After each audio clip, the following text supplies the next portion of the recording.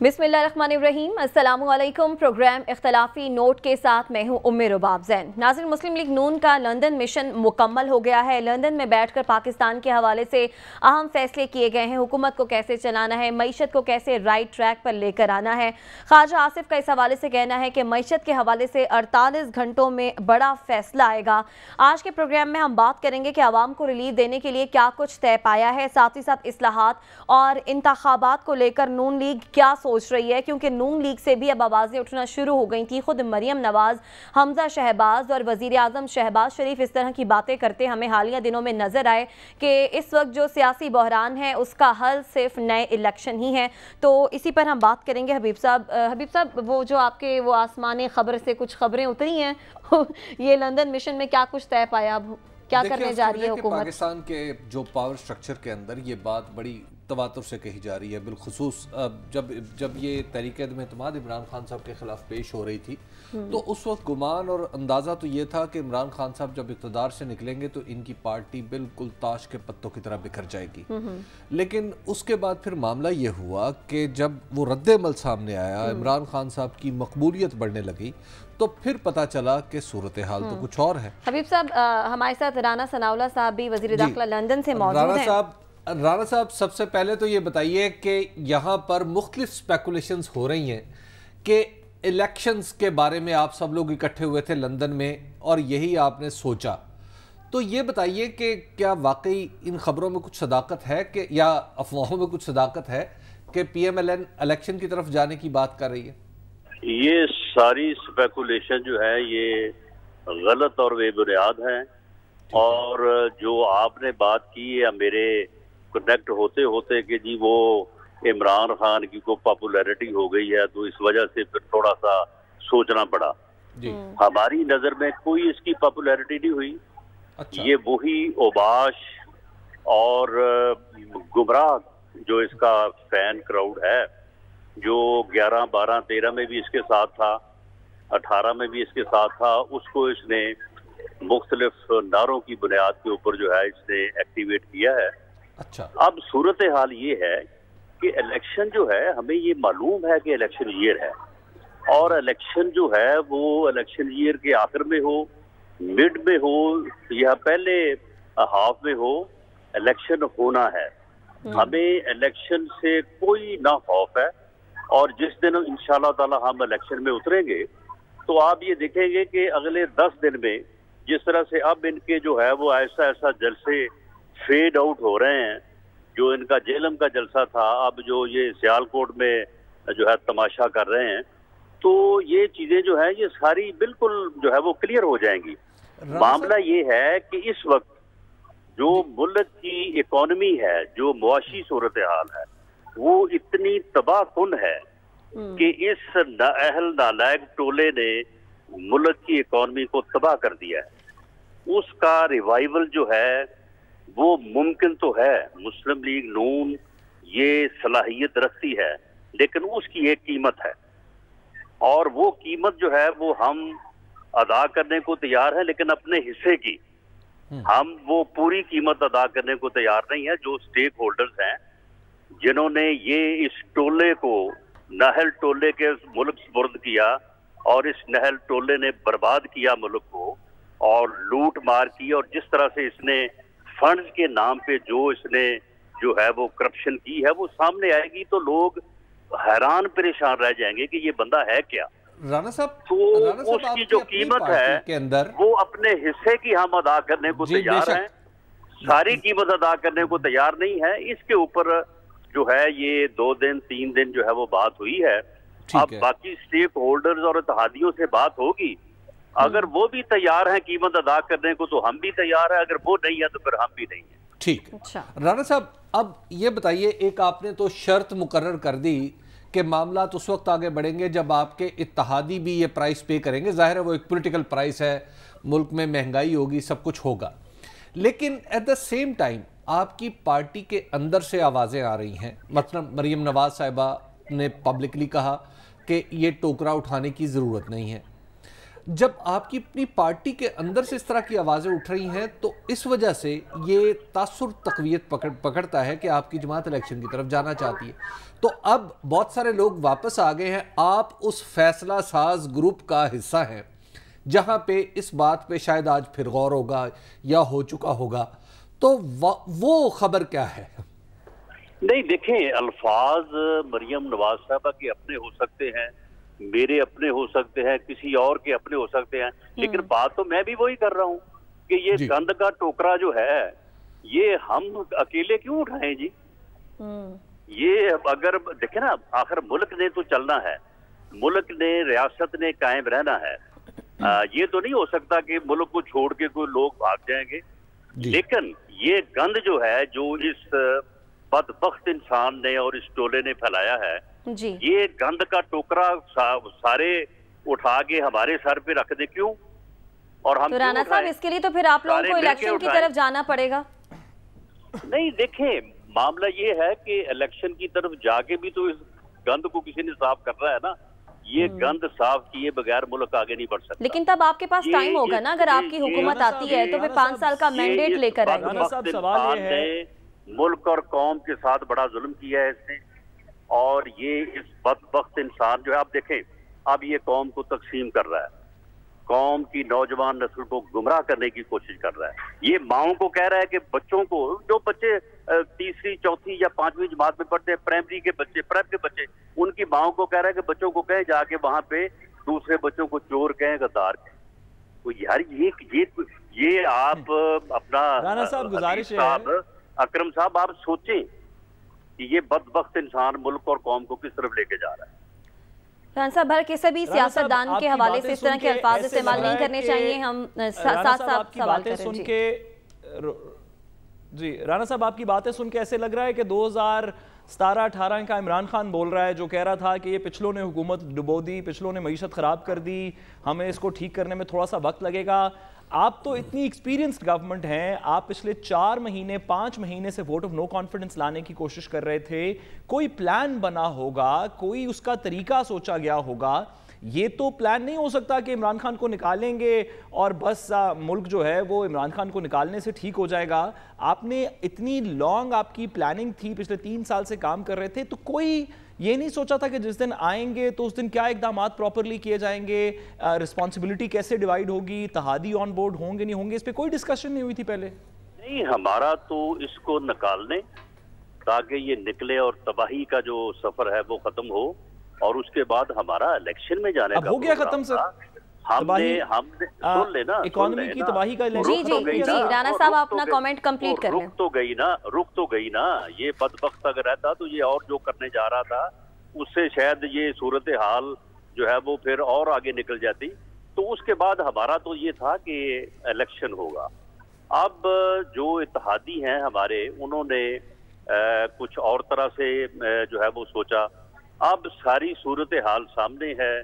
اس گند کو اگر صاف کرنا ہے تو سب نے مل کے کرنا ہے، نہیں کرنا ہے تو پھر بھی آخر کسی نہ کسی نے تو کرنا ہے، اور وہ کون کرے گا. یہ ساری چیزیں جو ہیں ان کے اوپر جو ہے وہ پوری قوم کو بھی غور و فکر کرنا چاہیے، اور سیاسی جماعتوں کو اور سیاسی رہنماؤں کو بھی جو ہے وہ کرنا چاہیے. رانا صاحب، لانگ مارچ عمران خان کا ہے، اس کے حوالے سے یہ کہا جا رہا ہے کہ آپ نے بڑی سخت اسٹریٹجی بنائی ہے، اور آج ہی آپ کی حکومت کی جو وزیر اطلاعات ہیں وہ بھی کچھ اسی قسم کا اندیا دے رہی تھیں کہ آپ کہیں راستے بند کریں گے یا کچھ کریں گے. اور آج پی ٹی آئی کے لوگ آپ کا نام لے لے کر معاف کیجیے گا، وہ پریس کانفرنس کر رہے ہیں کہ دراصل ان کے جلسوں میں رکاوٹیں یا ان کے لانگ مارچ کے لیے آپ نے بڑے سخت اقدامات کا فیصلہ کیا ہے. تو کیا، اور پھر آج سیالکوٹ میں اس کا کچھ ٹریلر بھی نظر آیا کہ آپ نے راستے بند کر دیے ایک جلسہ گاہ کے، جو مبینہ وہ جہاں پی ٹی آئی چاہ رہی تھی. تو کیا اس پہ بھی نواز شریف صاحب آپ کے ساتھ ہیں کہ سخت سے سخت اقدامات اٹھائے جائیں؟ حبیب اکرم صاحب، آپ پہلے پاکستانی ہیں، پہلے آپ کی وفاداری جو ہے وہ ریاست سے ہے، اس کے بعد پھر آپ کا بیانیہ، پھر آپ کا آرگومنٹ. آپ مجھے بتائیں کہ یہ جو سیالکوٹ میں کرنے جا رہے ہیں، مسیحی برادری سے اپنا جو ہے وہ ایک جو ہے وہ ہماری معزز یا ایک بڑی ہمارے بھائی جو ہے وہ ہمارے بھائی ہیں. بالکل آپ نے صحیح الفاظ چنا. یہ جو کرنے جا رہے ہیں تو ان کا علاج پھر سوائے ڈنڈے اور جوتے کے کوئی اور ہے کوئی, یا ان کو کرنے دیا جائے؟ آپ ابھی کہہ دیں کہ ان کو کرنے دیا جائے, چلے کرنے دیتے ہیں. آپ کہیں کہ ان کو کرنے دیا جائے.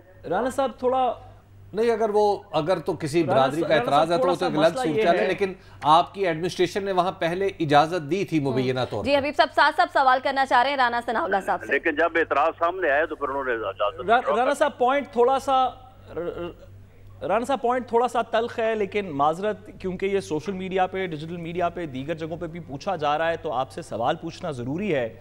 جب آپ کہتے ہیں کہ سخت اقدامات اٹھائیں گے یا ڈنڈوں اور جوتوں سے چیزوں کا فیصلہ کریں گے, اگر اس طرح کی بات کرتے ہیں تو لوگوں کو جو لاسٹ اس طرح کے سخت اقدامات آپ کے یاد آتے ہیں وہ ماڈل ٹاؤن کے آتے ہیں, جس میں گولیاں بھی چلیں, لوگ شہید بھی ہوئے, اس کے مقدمات بھی چل رہے ہیں. کیا آپ کی طرف سے سیکیورٹی فورسز کو کچھ انسٹرکشنز دی گئی ہیں کہ جو بھی ہو جائے گولی نہیں چلے گی, کوئی لمٹ ڈٹرمن کی گئی ہے؟ کیونکہ عمران خان صاحب تو اپنا مارچ کرنا چاہتے ہیں, یا ہم واپس ایک ماڈل ٹاؤن جیسی سچویشن دیکھیں گے؟ آپ ماڈل ٹاؤن کا ہی پہلے جواب لے لیں. اگر ماڈل ٹاؤن میں رانا ثناء اللہ کا کوئی جرم, کوئی گناہ, کوئی غلطی ہوتی تو چلو اس وقت تو کہا جاتا کہ جی حکومت ہے جی چھپا دیا ہے. سر آپ کے نیچے پولیس نے گولی چلائی نا, کیا یہاں پہ پولیس گولی چلائے گی؟ سن تو لیں, آپ اتنے بے چین کیوں ہو رہے ہیں, سن لیں ذرا. تو اس وقت تو یہ سارا پراپیگنڈا جو تھا وہ اس وجہ سے کیا جا رہا تھا. اب 4 سال بعد اب تو وہ وائرلیس ان کے پاس ہونی چاہیے تھی نا, جس میں یہ کہہ رہے تھے کہ جی رانا صاحب نے کہا ہے کہ آپ جو ہے وہ وہاں پہ اس طرح سے گولی چلا دیں یا اس طرح سے آپ جو ہے وہ ایکشن کر دیں. وہ بھی سارا غلط تھا. اور اب بھی جو ہے وہ اگر کوئی ایسا بیانیہ بنانے کی کوشش کی جا رہی ہے وہ بھی غلط ہے. لیکن ہاں, لوگوں کے جان و مال کی عزت کی حفاظت جو ہے وہ جب تک ہم حکومت میں ہے ہماری ذمہ داری ہے. ہم یہ نہیں ان کو کرنے دیں گے کہ یہ راہ چلتے لوگوں کو جو ہے وہ بے عزت کریں, یہ لوگوں پہ گھروں پہ جا کے ان کی حب الوطنی کے اوپر شک کریں, ان کو غدار کہیں. ایسا اگر یہ کریں گے اور اس قسم کا ماحول پیدا کریں گے تو اسے روکنا چاہیے, آپ کو بھی روکنا چاہیے, ہمیں بھی. رانا صاحب یہ بتائیے, یہ تو بالکل بات ٹھیک ہے کہ کسی کو بھی قانون کو اپنے ہاتھ میں لینے کی اجازت نہیں دی جا سکتی, لیکن رانا صاحب جب آپ لندن میں تھے تو یہاں پر باقاعدہ طور پر پیپلز پارٹی نے یہ ایک پریس کانفرنس کی کہ آصف علی زرداری صاحب نے کہ جناب میری تو بات ہوئی ہے میاں صاحب سے, یعنی میاں نواز شریف صاحب سے, کہ ایک خاص معاملہ طے ہوں گے, پھر الیکشن ہوں گے. پھر بلاول بھٹو زرداری صاحب جو وزیر خارجہ ہیں, آپ کے کیبنٹ کے ممبر ہیں, انہوں نے بھی اسمبلی میں کھڑے ہو کے اسی مطلب کی بات کی. تو اب کیا آپ کے اور ان کے ان دونوں بیانات میں کوئی فرق پیدا ہو چکا ہے, یا کوئی شرطیں عائد ہوں گی آپس میں ایک دوسرے کے اوپر؟ اور حبیب صاحب رانا صاحب ابھی بھی لندن میں ہی موجود ہیں. جی, کوئی شرط عائد نہیں ہوگی اور کوئی فرق نہیں ہے.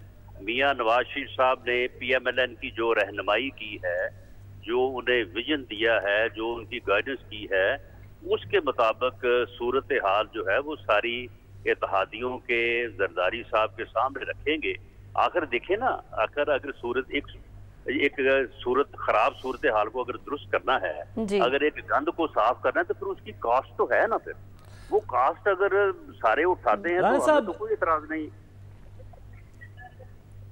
رانا صاحب ہم نے دیکھا کہ جب لیڈ اپ تھا اس ووٹ آف نو کانفیڈنس کا اور آپ کی گورنمنٹ بننے کا, اس سے پہلے ایک بڑا بنیادی جو پرسن تھا, جو شخص تھا اس کے اندر, وہ مولانا فضل الرحمان صاحب تھے. اور جو باتیں ابھی آپ کر رہے ہیں اس میں اکثر اس طرح کے جملے ہوتے تھے کہ ہم فضل الرحمان صاحب سے ڈسکس کریں گے, پھر وہ آ کے اناؤنسمنٹ کرتے تھے.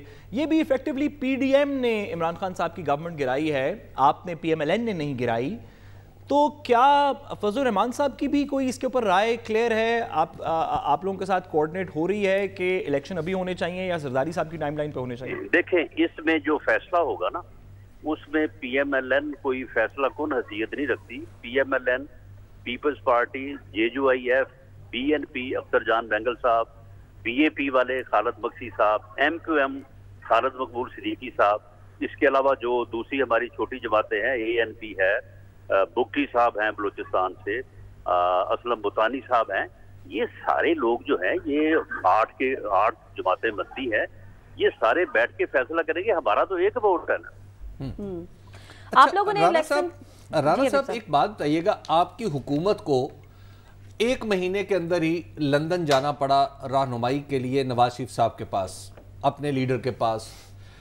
یہ بتائیے گا کہ اس وقت ایک تاثر پیدا ہو رہا ہے کہ آپ کی حکومت اس لیے کام نہیں کر پا رہی، فیصلہ کن اقدامات نہیں لے پا رہی کہ شہباز شریف صاحب نواز شریف کو رپورٹ کر رہے ہیں تو گویا یہاں پہ بھی ایک گاڑی 2 ڈرائیور چلا رہے ہیں.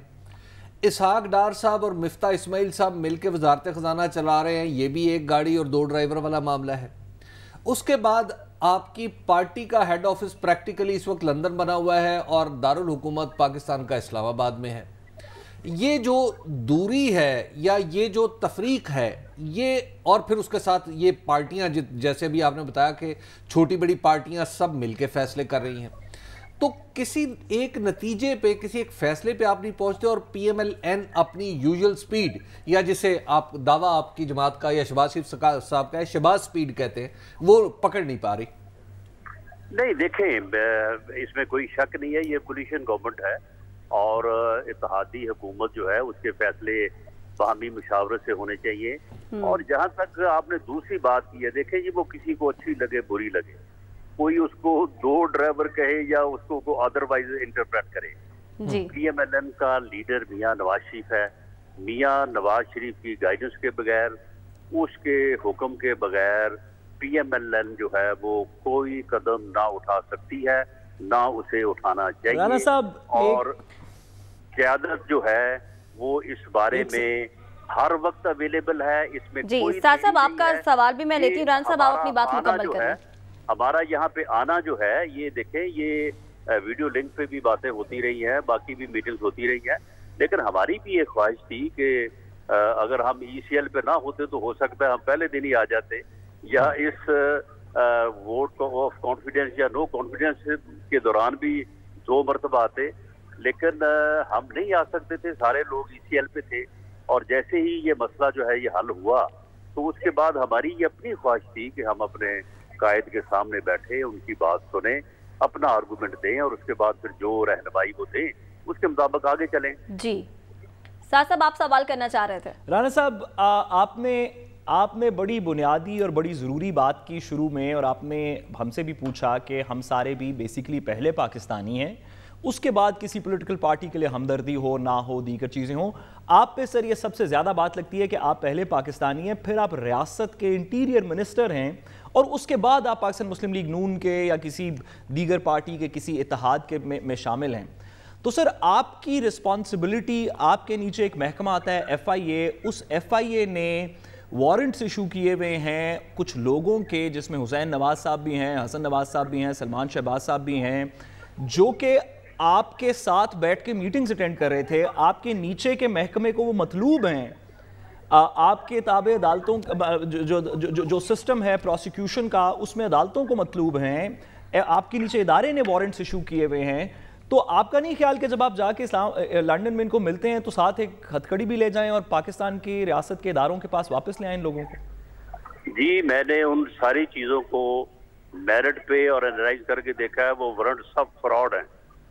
وہ غلط ہیں، وہ ظلم ہے. لیکن ہیں تو صحیح نا سر، قانون میں ہیں تو صحیح، ایشوڈ تو ہیں. نہیں، ہم ان کے اوپر جو ہے وہ دوبارہ سے یہ فیصلہ تو عدالت کرے گی. نہیں، عدالت نہیں کرے گی، یہ وارنٹ جاری کرنے والے ہی کریں گے. ان سے وہ غلط طور پہ جاری کروائے گئے. سر ٹھیک ہے، کرنے والے کریں گے، لیکن اس وقت وہ وارنٹ جاری ہیں، آپ کے تابع محکمے نے جاری کیے ہوئے ہیں، آپ ان لوگوں کے ساتھ بیٹھے ہوئے ہیں. سن لے ساتھ صاحب، وہ ہیلڈ ان ابینس. کیسے ہیلڈ ان ابینس ہے؟ جائزہ لی ہم نے کیے ہیں. سر کون سا آرڈر ہے جس کے تھرو ہیلڈ ان ابینس ہے؟ ہم جائزہ لے رہے ہیں کیونکہ وہ فراڈ ہے، سارا غلط ہے. آپ کہہ رہے ہیں کہ سارا فراڈ ہے، غلط ہے. رانا صاحب اور سعد رسول صاحب پروگرام میں آگے بڑھتے ہیں. رانا صاحب، خواجہ آصف نے معیشت کے حوالے سے ٹائم دیا کہ 48 گھنٹوں میں کوئی اہم اور بڑی خبر آنے والی ہے. یہ خبر وہ مشکل فیصلہ ہوگا جو اس حکومت کو لینا پڑے گا، یا پھر عوام کے لیے کوئی ریلیف کی خوشخبری ہو سکتی ہے؟ یہ دونوں ہو سکتی ہیں. اچھا، کیا تیل کی قیمتیں بڑھانے کا کوئی فیصلہ ہوا ہے؟ یہ مشکل فیصلہ، جو سب سے مشکل فیصلہ ہے، یہ بہت مشکل فیصلہ ہے اور اس کی ایک قیمت ہے جس قیمت کا میں پہلے بھی ذکر کر چکا ہوں. ٹھیک ٹھیک ہے، بہت شکریہ. وفاقی وزیر داخلہ رانا ثناء اللہ صاحب ہمارے ساتھ موجود تھے. بریک سے واپس آئیں گے، مزید بات کریں گے، ہمارے ساتھ رہیے گا. ویلکم بیک ناظرین. حکومت کو معیشت کو رائٹ ٹریک پر لانے کے لیے مشکل فیصلے کرنے ہیں، لیکن ابھی تک حکومت وہ مشکل فیصلے نہیں کر پا رہی. یہی وجہ ہے کہ ڈالر کی قیمت بھی بڑھتی جا رہی ہے، معاشی بحران سنگین ہوتا جا رہا ہے. حکومت کے پاس کوئی معاشی پلان اگر ہے تو وہ سامنے کیوں نہیں آ رہا، اس پر بھی ہم بات کریں گے. حبیب صاحب، معاشی بحران پھر ڈالر کی پرائز بڑھتے جانا، ایسے میں کرنٹ اکاؤنٹ کا بھی ایک بڑا مسئلہ بنا ہوا ہے. دیکھیں، سب سے بڑا مسئلہ جو بنا ہوا ہے وہ ہے ہی کرنٹ اکاؤنٹ، جس کی وجہ سے آپ کو ڈالر مسلسل اوپر جاتا ہوا اور روپیہ نیچے آتا ہوا نظر آ رہا ہے. اور اسی کی وجہ سے ہمارے ہاں جو افراط زر ہے، یعنی جس طرح مہنگائی بڑھتی ہوئی آپ کو نظر آ رہی ہے کہ ایک چیز آپ نے جو کل کسی قیمت پہ خریدی تھی، آج آپ کو اس سے 1-2% کچھ زیادہ ملتی ہے اور چند دنوں میں اس کا فرق زیادہ پڑ جاتا ہے. تو میں آپ کو جو 2021 اور 22 یعنی مالی سال 2021 اور 22 کے جو سٹیٹسٹکس ہے وہ بتانا چاہتا ہوں کہ اس میں دراصل مالیاتی جو ہمارا جاری کھاتوں کا خسارہ جسے کرنٹ اکاؤنٹ ڈیفیسٹ کہا جاتا ہے وہ کیا ہے. تو سب سے پہلے تو میں آپ کو یہ بتا دوں کہ 2021 اور 22 کا، اور اس میں چونکہ ابھی حتمی طور پہ 2022 ختم نہیں ہوا، اس میں کچھ ایسٹیمیشن ہے، کچھ اندازے ہیں جو ایکچولی ٹرینڈز کو دیکھ کے لگائے گئے ہیں. اور یہ میں آپ کو بتا دوں کہ جو جاری کھاتوں کا خسارہ ہے، جب اگر ہم اس میں دیکھیں ڈالر کی آمد ہمیں کہاں سے ہوتی ہے، تو پہلے میں آپ کو ذرا وہ واضح کر دوں کہ جب جو چیزیں ہم ایکسپورٹ کرتے ہیں دراصل اور ان سے جو ہمیں پیسے آتے ہیں وہ ہم اس مد میں ڈالتے ہیں، وہ ہمیں اس سال یعنی 30 جون 2022 تک 31.6 ارب ڈالر کی توقع ہے کہ وہ ہمارے پاس آئیں گے. یعنی تخمینہ یہ ہے. خدمات کی برآمد یعنی وہ سروسز، مثال کے طور پہ اگر کوئی آپ ایسا کام کرتے ہیں، آپ نے کوئی سافٹ ویئر بنایا ہے، وہ کہیں باہر کسی نے خرید لیا ہے، تو اس طرح کی جو سروسز ہم ایکسپورٹ کرتے ہیں ان کی وہ جو مالیت ہے وہ 6.9 بلین ڈالر ہے. اور ترسیلات زر یعنی ہمارے وہ پاکستانی بھائی جو دنیا میں ہیں اور وہ یہاں پر اپنے ملک میں پیسہ بھیجتے ہیں، وہ تقریباً 30 ارب ڈالر ہوگا. تو گویا اس سال جب یہ سال ہم ختم کر رہے ہوں گے تو ہمارے پاس 68.5 ارب ڈالر ہوں گے، یعنی 68 ارب اور 50 کروڑ ڈالر. اب ہم دیکھیں اس کے اگینسٹ ہم نے کیا کیا ہے اور کرنا کیا ہے. اگر ہم اپنے ٹرینڈز کو دیکھیں تو اب یعنی جب ہم 30 جون 2022 تک پہنچیں گے تو ہماری جو اشیاء کی درآمد ہوگی، یعنی وہ مال جو ہم نے پاکستان میں منگوایا اور اس کے ہم نے ڈالرز دیے ہیں، وہ 71.73 ارب ڈالر ہیں. آپ دیکھ رہے ہیں کہ ہمارے پاس آئے کتنے ہیں، 68.5، اور صرف اشیاء کے لیے ہم 71.73 ارب ڈالر دے رہے ہیں. خدمات یعنی باہر ہم نے کوئی سافٹ ویئر لیا یا پھر جیسے حج اور عمرہ ہے، اس طرح کی ساری چیزیں اگر ہم اکٹھی کریں تو 11.11 ارب ڈالر اس میں بھی فرق ہے. یعنی یہ ہم نے اس کو بھی دیکھے تو یہ بھی اس میں جمع کرنا ہے، یعنی یہ ہم نے پیسے دیے یا دینے ہیں. اور قرض پر سود کی ادائیگی تقریباً 3 ارب ڈالر ہے. یعنی ہم اگر کرنٹ اکاؤنٹ میں امیجیٹلی یعنی یہ بنتے ہیں 85.84 ارب ڈالر، اور 85.84 ارب ڈالر میں سے پچھلا فگر جو میں نے آپ کو بتایا تھا 68.5، وہ اگر مائنس کر لیں تو 17.34 ارب ڈالر ہمیں چاہیے. اب یہ معاملہ یہ ہے کہ یہ چونکہ حساب کتاب تو ہے پچھلے سال کا، یعنی جس سال میں ہم موجود ہیں مالی سال میں، اس مالی سال کے تقریباً 10 مہینے گزر چکے ہیں. تو 10 مہینوں میں تو صورتحال یہ رہی کہ ہمیں تقریباً 17 ارب ڈالر، یعنی 12 مہینے جب مکمل ہوں گے تو تقریباً 17 ارب ڈالر چاہیے ہوں گے.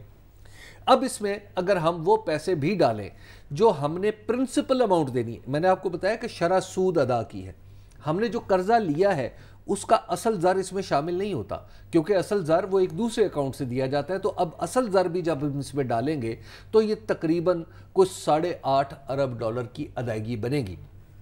تو لہٰذا 17.34 اور 8.5 ارب ڈالر جب آپ اکٹھا کریں گے تو آپ کو 24 سے 25 ارب ڈالر دراصل اس مالی سال کے اختتام پہ آپ کو چاہیے ہوں گے. اور اگر ہم بات کریں اپنے جو فارن ایکسچینج ریزروز کی تو اس میں ہمیں نظر آ رہے ہیں $3.35 अरब, 10.3 अरब डॉलर जो हैं वो स्टेट बैंक के पास हैं, जबकि $6 अरब इस वक्त मौजूद हैं मुख्तलिफ बैंकों के पास। तो आपको हमारे मालियाती हमारे करंट अकाउंट डेफिसिट में और हमारे ज़खायर में कोई बहुत बड़ा फ़र्क नज़र नहीं आ रहा।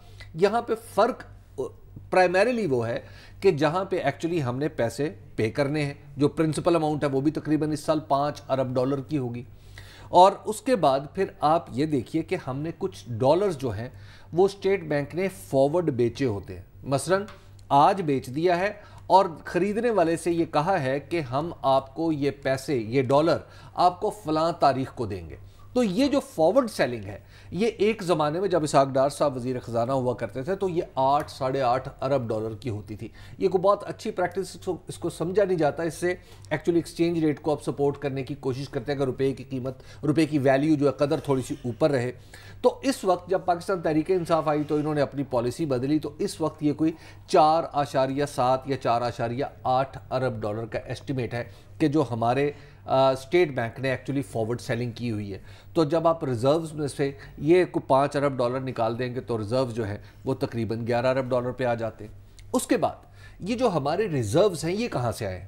हमारे जो फॉरेन एक्सचेंज रिज़र्व्स है, ये थोड़ी तल्ख है हकीकत, लेकिन हकीकत यही है, वो ये है कि हमें हमारे दोस्तों ने, जो सऊदी अरब ने हमारी मदद की, चाइना ने हमारी मदद की और UAE ने हमारी मदद की। तो ये वो सारे पैसे हैं जो हमारे बैंक में पड़े हुए हैं।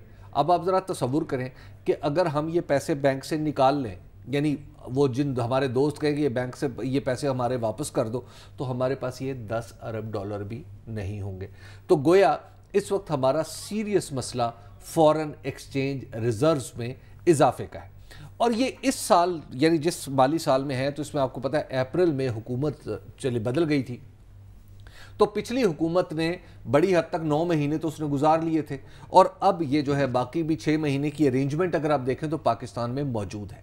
ये जो हमारा रुपया नीचे की तरफ जा रहा है, इसका प्रॉब्लम यह है कि हमारे पास 30 जून के बाद के मामला ठीक नहीं है।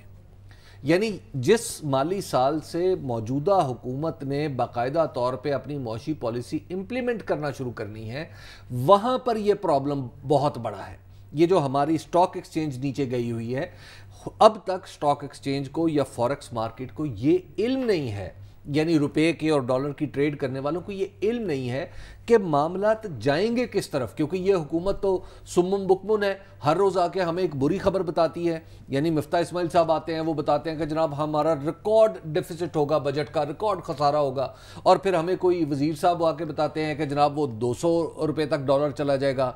एक साहब उठते हैं, वो कहते हैं जनाब 234 रुपये तक डॉलर अगले 8-9 महीने में चला जाएगा। जब आप इस तरह की भांत भांत की बोलियां आप इकोनॉमी के बारे में सुन रहे हों, तो इसका सिर्फ एक मतलब है कि नंबर 1 हुकूमत का कोई मौशी प्लान नहीं है, नंबर 2 आपके वज़ीर ख़जाना को काम नहीं आता, नंबर 3 जो आपकी वजारत ख़जाना है वहाँ पे सारे मेरा ख्याल है सो रहे हैं। जागता हुआ अगर कोई होता तो कम अज़ कम इन लोगों को रोकता कि आप इस तरह बात ना करें। और ये जो मसला सादा सा है, जो सादा नहीं काफ़ी कॉम्प्लेक्स है, इसको हल करने की कोशिश करता। अब आप ये सोच रहे होंगे कि आखिर ये जो हमारा तो तखमीना तो पिछली हुकूमत ने बताया था कि $4 अरब के करीब हमारा करंट अकाउंट डेफिसिट होगा, ये इकट्ठा बढ़ के इतना आगे कैसे चला गया? अगर आप पिछले कुछ अरसे में तेल, यानी तेल, कोयला और पाम ऑयल और इस तरह की वो जो ज़रूरी चीज़ें अगर हम जो बाहर से मंगवाते हैं, उनकी कीमतें यकलख्त ऊपर चली गई और मजमूई तौर पर तकरीबन $10 अरब हमें इजाफी तौर पर पे करना पड़ा। तो अगर आप ये $10 अरब निकाल दें उस जो कमोडिटी सुपर साइकिल का, तो फिर आपका अगेन आपका तकरीबन $7-8 अरब पे आपका जो करंट अकाउंट डेफिसिट है वो आ जाता है, जो मैनेजेबल है। तो अब आप सोच रहे होंगे कि इसका हल क्या हो सकता है? बिल्कुल, इसका हल जो है उसके लिए वो है कुछ सख्त फैसले। नंबर 1, हुकूमत को इंपोर्ट पर कुछ ना कुछ रोकना होगा। हम WTO के तहत बहुत सारी कोई फ्लैट पाबंदियां तो नहीं लगा सकते इंपोर्ट पे, लेकिन मैं देखता हूं पाकिस्तान के अंदर बहुत सी ऐसी चीज़ें मुझे मार्केट्स में नज़र आती हैं जो पाकिस्तान में बनती हैं, बन सकती हैं, लेकिन वो पाकिस्तान में डंप की जा रही हैं, तो लिहाजा उनको रोकना होगा।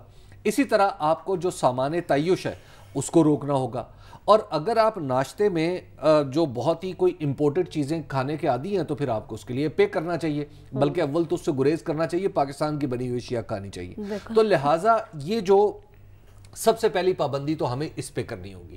دوسری ہمیں شاید، اور وہ زیادہ سخت فیصلہ ہے، وہ ہے پیٹرول اینڈ ڈیزل کی راشننگ. یعنی ہم ذرا اس کو تھوڑا کم استعمال کریں.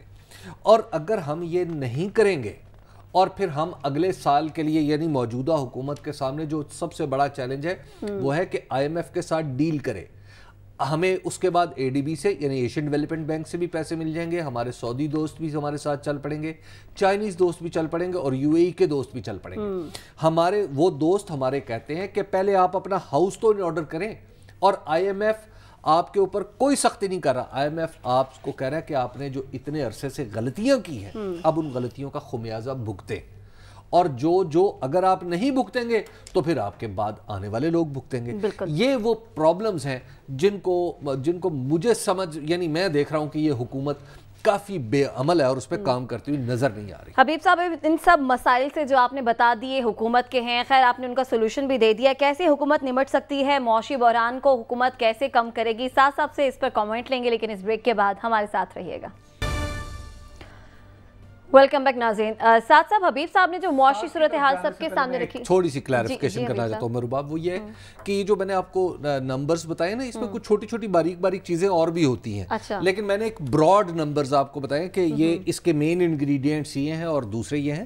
تو میں نے یہ صرف اس لیے کہ تاکہ ہر آدمی کو یہ سمجھ سکے، آسانی سے سمجھ سکے. جو ماہرین معاشیات ہو سکتا ہے وہ تھوڑی سی چیزیں نوٹ کر رہے ہو، تو میں نے کہا یہ بھی واضح کر دوں. ٹھیک ہو گیا. ساتھ صاحب، یہ جو ساری معاشی صورتحال حبیب صاحب نے واضح کی ہے، اسے دیکھتے ہوئے آپ کو لگتا ہے رانا ثناء اللہ جو ہمارے پروگرام میں بات کر رہے تھے کہ اپنے حصے کی قیمت ادا کرنے کو تیار ہیں، حکومت اپنے حصے کی قیمت ادا کر لے گی؟ دیکھیے، پتہ نہیں کہ اپنے حصے کی قیمت کا کیا مطلب ہے، کہ جو عوام کے اوپر اس مہنگائی کی قیمت پڑ رہی ہے تو حصے کی قیمت اگر یہ ہے کہ نواز شریف صاحب اپنے ایون فیلڈ کے 2 اپارٹمنٹس بیچ کے عوام کو پیسہ دیں گے اپنے حصے کا، اور زرداری صاحب سارے پیلس بیچ کے دیں گے، پھر تو بڑی اچھی بات ہے. حصے کی قیمت ادا کریں گا، مجھے تو سمجھ نہیں آئی کہ رانا ثناء اللہ صاحب کا اس میں مقصد کیا تھا. گزارش یہ ہے کہ حبیب صاحب نے جو جی بالکل نیچرلی، لیکن حبیب صاحب نے جو ابھی نمبرز بتائے، اور یہ نمبرز ہم کچھ عرصے سے فالو کر رہے ہیں. آپ کو یاد ہوگا کہ PTI کی گورنمنٹ کے اندر مزمل صاحب نے بھی، حماد اظہر صاحب نے، دیگر لوگوں نے ان کو آرٹیکولیٹ کرتے رہے. لیکن جو ایک چیز اس وقت مسنگ لگ رہی ہے، جو PTI کی گورنمنٹ میں کم از کم پچھلے 2 سال کے اندر نہیں لگ رہی تھی مسنگ، جس میں ایکشن لگ رہا تھا، وہ یہ ہے کہ اکانومی بہتر ہو یا نہ ہو، اس کے اوپر تو بہت سے انٹرنیشنل فیکٹرز ہیں، آئل پرائسز ہیں، کموڈیٹیز ہیں، ایکسچینج ریٹس ہیں، امپورٹ ایکسپورٹ کے ہمارے مسائل ہیں. لیکن ایک پلان لگ رہا تھا کہ ہم یہ کام کریں گے. PTI کا کہنا تھا کہ ہم ٹیکس نیٹ کو امپروو کریں گے، FBR کے اندر رجسٹریشن زیادہ کریں گے، امپورٹ کی چیزوں کے اوپر کچھ قدم لگائیں گے، ایکسپورٹس کو بڑھانے کے لیے ہمارا یہ پلان ہوگا. آج ہم اس ڈیفیسٹ کے اوپر ہیں، اس ڈیفیسٹ کو ہم فلانی جگہ تک کٹ کرنا چاہتے ہیں. ایک پلان نظر آ رہا تھا. کامیابی ہو نہ ہو تو کبھی بھی کوئی پلان کامیاب ہو سکتا ہے یا فیل ہو سکتا ہے. یہاں پہ مسئلہ یہ لگ رہا ہے کہ PMLN کی گورنمنٹ، جو کہ نومبر دسمبر سے کم از کم یہ کہہ رہی تھی کہ ہم حکومت میں آنے والے ہیں، ووٹ آف کانفیڈنس ہوگا، یہ ہوگا وہ ہوگا، کم از کم پچھلے 3-1 مہینے سے، فیبری مارچ سے آنورڈز تو یہ بات ہو رہی تھی. تو آ کے اگر ان کی حکومت کے بعد آنے کے بعد مہنگائی بھی ہو جائے تو لوگ برداشت کر لیتے، اگر لوگوں کو یہ بتاتے کہ ہمارا پلان کیا ہے. اگر یہ پتا چل جائے کہ یہ کوشش کرنے کی کوشش کر رہے ہیں کہ ہم یہاں سے تگ و دو کر رہے ہیں کہ ہم پلیس A سے پلیس B تک کیسے پہنچیں گے، اس ڈیفیسٹ کو ہم کیسے کم کریں گے، فورن ایکسچینج ریزروز کیسے بڑھائیں گے، ایکسپورٹس کیسے بڑھائیں گے، امپورٹس کیسے کم کریں گے، وہ پلان کل کو عمل میں درست ہو، غلط ہو، اس سے فائدہ ہو، نقصان ہو، انٹرنیشنل مارکیٹس کہاں جائیں گی، یہ باتیں تو گورنمنٹ کے کنٹرول کے باہر ہے. اس وقت مسئلہ یہ ہے کہ یہ باتیں گورنمنٹ کے کنٹرول میں باہر ہیں، اور حکومت کو جو دینا چاہیے کہ ہم معیشت کو رائٹ ٹریک پر لانے کے لیے یہ ہمارا پلان ہے. ساتھ صاحب، آپ کہہ رہے ہیں کہ اس وقت یہ چیز آپ کو اس حکومت میں مسنگ نظر آ رہی ہے. اس کے ساتھ ہی پروگرام سے اجازت دیجیے، آپ سے کل ملاقات ہوگی اللہ نے کے بعد.